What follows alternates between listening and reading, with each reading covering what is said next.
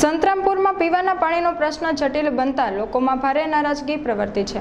પાલિકા સત્તાધીશો દ્વારા છેલ્લા 2 માસથી 8 થી 10 દિવસે પીવાનું પાણી આપવામાં આવે છે, જેનાથી ત્રાસી જઈને સંતરામપુર નગરની પ્રજાએ નગરપાલિકાને ઘેરાવ કરી પીવાનું પાણી દરરોજ આપવામાં આવે તેવી ધરાધાર રજૂઆત કરી હતી, જેની સામે ફરજ પરના પાણી પુરવઠા વિભાગના ક્લાર્કે રોફ જમાવી ધમકી આપતા લોકો વધુ ઉશ્કેરાયા હતા અને પાલિકા ખાતે હલ્લાબોલ મચાવી દીધો હતો।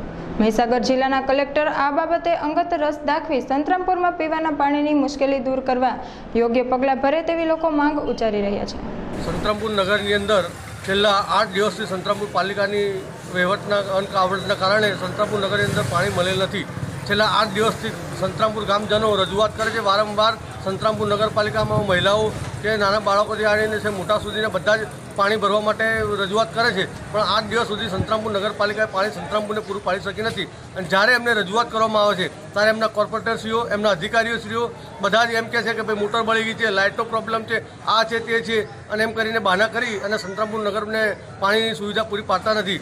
અને જ્યારે પબ્લિક અહીં સંતરામપુર નગરપાલિકામાં રજૂઆત કરવા આવે છે તો રજૂઆતમાં આ ટેબલ લઈને પેલા ટેબલ પર ને પેલા સાહેબને કહો ને આ સાહેબને કહો એમ બહાના કરીને લોકોને ગેરમાર્ગે દોરી રહી છે સંતરામપુર આ ભાજપ શાસિત નગરપાલિકા। અને સંતરામપુરની અંદર છેલ્લા 8 દિવસથી એટલો કાળઝાળ પડી રહ્યો છે પાણીનો કે જે આજ દિન સુધી લોકો બચારા પાણીની માટે તફડિયા મારતા હોય એવું લાગી રહ્યું છે। સંતરામપુર નગરપાલિકા દ્વારા પાણી વ્યવસ્થિત આપવામાં આવતું હતું, પરંતુ કડાણા સંતરામપુર નગરપાલિકાને કડાણા દ્વારા પાણી મળે છે અને ત્યાં આગળ ડીપી બળી ગયેલું હતું અને વારંવાર જીવીબીને કેટલીય વાર અમારી રજૂઆત છતાં એ લોકો તરફથી કોઈ આ બાબતે કાર્યવાહી કરવા